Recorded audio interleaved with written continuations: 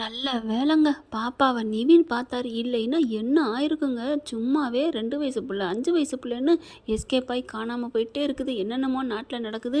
அம்மா ஒத்தையா போகிறாளே அப்படின்னு சொல்லிட்டு யாரெல்லாம் பயந்தீங்க, பீதியில் இருந்தீங்க அப்படின்னு கமெண்ட் பாக்ஸில் நானும் அப்படின்னு தெரிவித்து உங்கள் பொண்ணான கையில் ஒரு லைக்கை போட்டு சப்ஸ்கிரைப் பண்ணி ஆதரவு கொடுங்க அன்பு உறவுகளே. இப்போ நிவின் தூக்கி வச்சுக்கிட்டு இருமா அப்படின்னு சொல்லிட்டு அவங்க அப்பாவுக்கும் கால் பண்ணிடுறாங்க. விஜய் வந்துட்டு காப்பாற்றி கூட்டிக்கிறாருங்க. உண்மையிலே நிவின் விஜய் காம்போ சூப்பராக இருக்குன்னு நினச்சி கமெண்ட்ஸில் சொல்லிடுங்க. ஏமா இப்படிலாம் வந்த அப்படின்னு சொல்லிட்டு பாப்பாவை சமாதானப்படுத்தி கூப்பிட்டு போயிடறாங்க. இங்கே பார்த்தா சாரதா செம்ம கோவத்தில் இருக்காங்க. நான் அந்த மாப்பிள்ளையை தான் கட்டிக்குவேன்னு காவேரி அடித்து சொல்லுது. என்ன தான் இதை சொல்கிறதுனே தெரியல. உங்களுக்குலாம் கல்யாணம் பண்ணிக்க சொன்னீங்க, நான் பண்ணிக்க ரெடி ஆகிட்டேன். அப்புறம் என்ன, ஆளை விடுங்க, நான் கண்டிப்பாக அவரை தான் கல்யாணம் பண்ணிப்பேன் அப்படின்னு சொல்லிட்டு கார்த்தி அப்படின்னு சொல்லி ஃபோன் பண்ணுறாங்க. நீங்கள் இன்றைக்கி ஈவினிங்கே வர்றீங்களா பொண்ணு பார்க்குறதுக்கு, அம்மா அப்பா கூட்டிகிட்டு வரீங்களா அப்படி சொல்ல. என்னங்க காவேரி இப்படி சொல்லிட்டீங்க, நீங்கள் சொன்னால் ஓகே தான், சரி நாங்கள் எப்போ வேணாலும் ரெடி, நீங்கள் சொல்கிறதுக்கு பேச்சே இல்லை, மறு பேச்சே இல்லை, ஏன்னா உங்களை எனக்கு ரொம்ப பிடிச்சிருச்சுங்க அப்படிங்கிறாங்க. அப்புறம் என்ன வாங்க அப்படிங்கிறாங்க. அதுக்கப்புறம் காவேரி அப்படிங்கல, என்ன கார்த்தி சொல்லுங்கள். இல்லை உங்கள் அம்மாவுக்கு எங்கள் அம்மாவுக்கு என்னை பிடிக்கல போல இருக்குது, இந்த கல்யாணமும் பிடிக்கல போல இருக்குது, அதனால தான் அன்றைக்கி அப்படி இப்படின்னு சொன்னாங்க, இப்போவும் அதே மாதிரி சொல்லிட்டாங்கன்னா. ஐயோ கார்த்தி, அது சும்மா என் மேலே சின்ன கோவத்தில் இருந்தாங்க, அதனால அப்படி சொல்லிவிட்டாங்க. என்ன காவேரி கோவத்தில் இருந்தால் இப்படி இல்லாமல் சொல்லுவாங்க? ஐயோ அப்போ நாளை பின்ன கல்யாணம் ஆகும்போது, கல்யாணம் ஆனதுக்கப்புறமும் சின்னதாக ஏதாவது கோவம் இருந்தால் இப்படி தான் பேசுவாங்களா? ஐயோ அம்மா அப்படிலாம் இல்லை, அதை பற்றிலாம் நீங்கள் கவலைப்படாதீங்க. உங்களுக்கு என்ன, எங்கள் அம்மாவை நீங்கள் கட்டிக்க போகிறீங்க?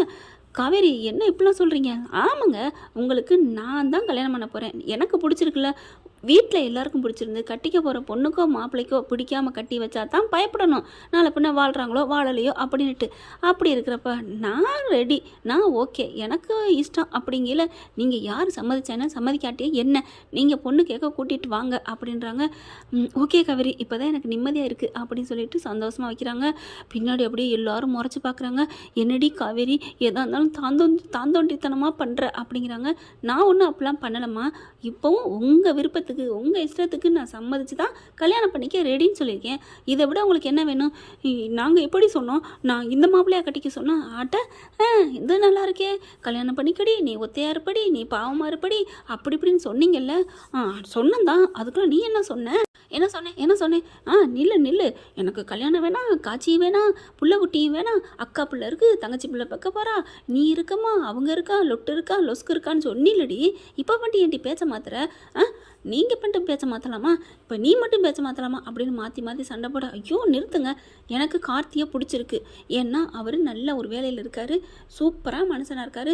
என்னை பற்றி ஒருத்தவங்க நீங்கள் தப்பாக சொல்லியும், அதுவும் அதாவது பெத்த அம்மா தப்பாக சொல்லியும் என்னை நம்பி ஓகே சொல்கிறாருன்னா, கட்டிக்கிறேன்னு சொல்கிறாருன்னா, அவர் எவ்வளோ பெரிய தெய்வீகமான மனுஷன்.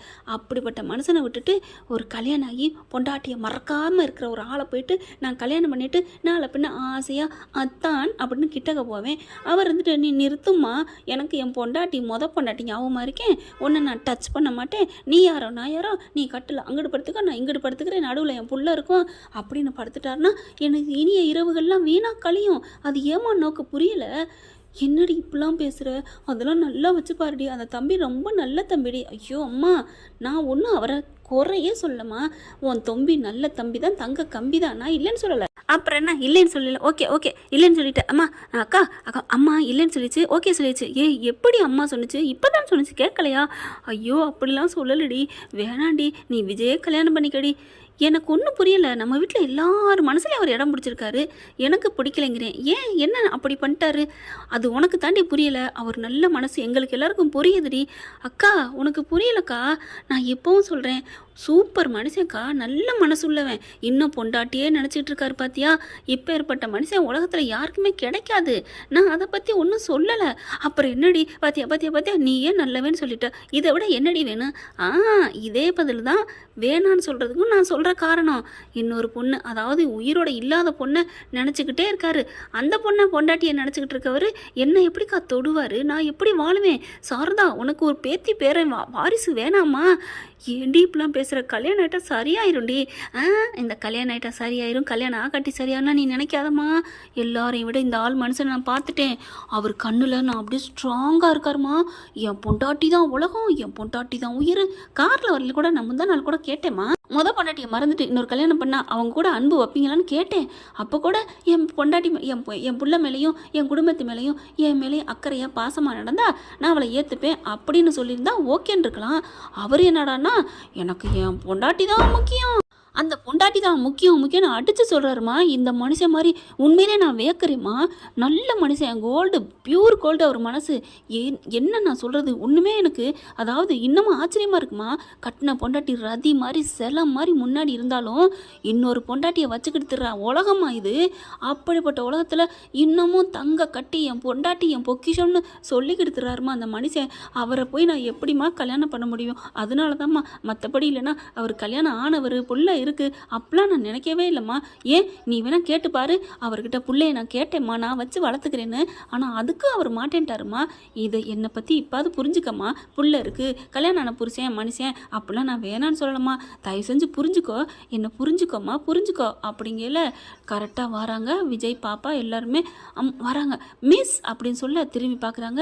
அப்படி பார்த்தோன்னே பாவண்டி அம்மா இப்போவும் நான் எதுவும் நினைக்கல, வாடா அம்மா, வா வா வா அப்படின்னு சொல்லி கட்டி பிடிச்சிக்கிறாங்க. பார்க்குறாங்க. விஜய் வந்தோடனே என்ன காரசாரமாக போயிட்டுருக்கு, என்ன போயிட்டுருக்கா? வீட்டில் தான் எல்லாம் சொல்லியிருப்பாங்களே.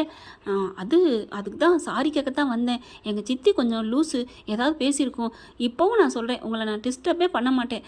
உங்கள் விருப்பம் போல் நீங்கள் என்ன நினைக்கிறீங்களோ பண்ணிக்கங்க காவேரி மிஸ் அப்படிங்கிறாங்க. பார்த்தீங்களாம்மா எப்பேற்பட்ட நல்ல மனுஷன் அவர். இந்தா பார்த்தீங்களா, கல்யாணம் பண்ணிக்கங்க, உங்கள் விருப்பம், நான் தொந்தரவு பண்ண மாட்டேன்னு சொல்லிட்டாரு, உங்கள் இஷ்டம்னு சொல்லிட்டாரு. அப்புறம் ஏம்மா என்னை போட்டு படுத்துறீங்க அப்படின்னு காவேரி சொல்ல யாரும் ஒன்றும் பண்ண முடியலை. வாங்க விஜய், நல்லா கரெக்டான நேரத்துக்கு தான் வந்திருக்கீங்க, இன்னும் கொஞ்சம் நேரத்தில் மாப்பிள்ளை வீட்டுக்காரங்க வந்துடுவாங்க. அப்படியே ஒரு மாதிரி ஆகுறாரு விஜய். நிவின் பார்க்குறாங்க. ப்ரோ நான் என்ன ப்ரோ பண்ண முடியும் அப்படின்னு சொல்ல, என்ன ப்ரோ என்னை சேர்த்து வைக்கிறேன்னு சொன்னீங்க, நான் சொன்னேன் தான். என்ன உங்கள் பொண்டாட்டி என்ன அல்டிமேட்டில் இருக்கிறாள் பிடிவாதத்தில்? என் ஆர்வக்காரரை பற்றி எனக்கு தெரியாதா என்ன? இருக்கட்டும் நாங்கள் இங்கே இருக்கிறோம், பாப்போம் என்னதான் நடக்குதுன்னு அப்படின்னு சொல்லிட்டு இருக்கிறாங்க. இங்கே பார்த்தா கொஞ்சம் நேரத்தில் வரேன்னு சொல்லி கார்த்திக் அடிக்கிறாருங்க ஃபோனை சொல்கிறதுக்காண்டி. அம்மா கார்த்திக் அடிக்கிறாரு அப்படின்ட்டு ஃபோனை அட்டன் பண்ணி ஸ்பீக்கரில் போடுறேன், கேளுங்க அப்படின்னு சொல்லிட்டு காவேரி ஸ்பீக்கரில் போடுது. ஹலோ அப்படிங்கிற காவேரி அப்படிங்கிறாங்க. இந்த மாதிரி இன்னும் கொஞ்சம் நேரத்தில் வந்துடுவோம், வீட்டுக்கு வந்துடுறோம், அம்மா அப்பெல்லாம் கூட்டிகிட்டு வரோம், வீட்டில் நீங்கள் எல்லோரும் ரெடி தானே? ரெடி கார்த்தி வாங்க அப்படி சொல்ல, காவேரி உங்களை நான் எப்படி சொருக்கி கூப்பிட்றது? சொருக்கி கூப்பிட்னா காவேரியை சொருக்கி கூப்பிட்டா காவின்னு கூப்பிட்டா நல்லா இருக்காதே, வேற என்ன கூப்பிடணும்னு கூப்பிட்டுக்கங்க, உங்களுக்கு பிடிச்ச வேற கூப்பிட்டுக்கங்க. செல்லன்னு கூப்பிடட்டா? ஓகே, செல்லன்னு கூப்பிட்றத விட குட்டிமா அப்படிங்கல, குட்டிமா கூப்பிட்டுக்கங்களேன், செல்ல குட்டி எது வேணாலும் கூப்பிட்டுங்க கார்த்தி அப்படின்னு சொல்கிறாங்க. சரி நான் வச்சிட்றேன் அப்படின்னு வைக்கிறாங்களா. எல்லோரும் முறைச்சி பார்க்குறாங்க. விஜய் மட்டும் சிரிக்கிறாரு, கோவமே வரல. நிவின் பார்க்குறாங்க. என்ன ப்ரோ உங்களுக்கு கோவம் வரலையா? அவள் பாட்டுக்கு அப்படி பேசுகிறா. அது பச்சை பிள்ளைங்க, 2 வயசு பிள்ளை ஏதாவது காமெடி பண்ணால் சிரிக்கணும்ல, அது மாதிரி பொண்டாட்டி பண்ணுறா. எனக்கு சிரிப்பு தான் வருது. என்ன ப்ரோ உங்களுக்கு மாதிரி ஒரு மன தைரியம் யாருக்கு இருக்காது? என்னது மன தைரியமா? நான் எங்கே பயப்படணும்? அது ஒரு பச்சை பிள்ளை, எதுவுமே தெரியாது, பார்த்துக்கலாம், நான் ரசிக்கிறேன் அவள் பண்ணுறது எல்லாத்தையுமே அப்படின்னு சொல்லி சிரிக்கிறாங்க. இப்போ கொஞ்சம் நேரத்தில் வந்துடுவாங்கன்னு சொல்லி தடப்புடலாம் வேலை ஏற்பாடு பண்ணிக்கிட்டு இருக்கிறாங்க. டீ காஃபி அம்புட்டு ரெடி பண்ணிக்கிட்டு இருக்கு சாரதா.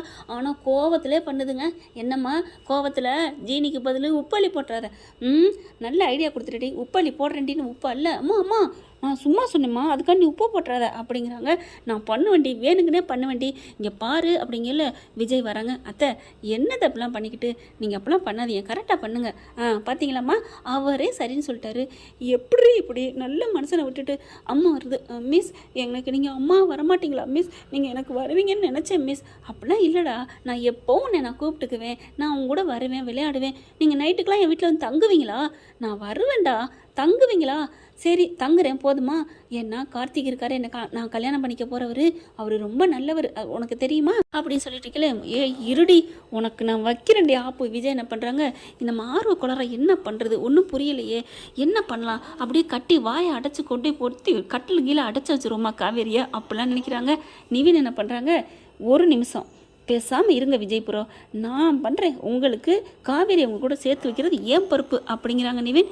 ஓகே ஃப்ரெண்ட், பார்க்கலாம் மாப்பிள்ளைக்காரவங்க வர்றாங்க, என்னென்ன கலாட்டாக்கள் நடக்க போகுது, எப்படிலாம் நிவின் விஜய் காவேரி சேர்த்து வைக்க போகிறாங்க அப்படிங்கிறத அடுத்த எபிசோடில் பார்க்கலாம். இந்த பதிவு உங்களுக்கு பிடிச்சிருந்துச்சுன்னா உங்கள் பொண்ணான கையில் ஒரு லைக்கை போட்டு சப்ஸ்கிரைப் பண்ணி ஆதரவு கொடுங்க அன்பு உறவுகளே. Thank you friends.